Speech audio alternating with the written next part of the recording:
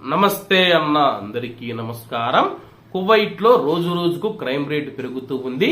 దీనికి ముఖ్యంగా మనం చూసుకుంటే చాలా మంది మాదక ద్రవ్యాలు సేవించి నేరాలకు పాల్పడుతూ ఉన్నారని చెప్పి ఈ యొక్క మాదక ద్రవ్యాలు మరియు మత్తు పదార్థాలు సేవించిన మత్తులో పోలీస్ అధికారుల పైన కూడా కొంతమంది దాడి చేస్తూ ఉన్నారు.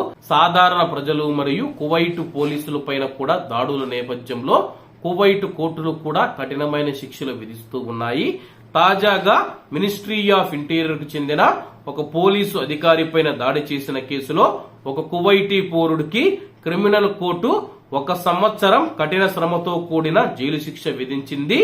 నిందితుడు మాదక ద్రవ్యాలను ఉపయోగించడం, పోలీస్ అధికారి పైన దాడి చేయడం, చంపేస్తానని బెదిరించడం మరియు అధికారి యొక్క పెట్రోలింగ్ కారును ఉద్దేశపూర్వకంగా డ్యామేజ్ చేయడం వంటి ఆరోపణలపైన అరెస్టు చేసిన తర్వాత అతన్ని విచారించి కోర్టులో ప్రవేశపెట్టగా కోర్టు తాజాగా తీర్పును వెల్లడించింది. అలాగే మాదక ద్రవ్యాలు సేవించిన ఈ యొక్క కువైటీ మనం చూసుకుంటే వాళ్ళ యొక్క ఇంటి దగ్గర మరొక వ్యక్తితో గొడవ పడుతూ ఉన్నాడు.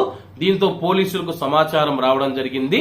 పలానా చోట ఇలా గొడవ జరుగుతూ ఉందని చెప్పేసి వెంటనే పెట్రోలింగ్ వాహనంతో అయితే పోలీసులు అక్కడికి వెళ్లడం జరిగింది.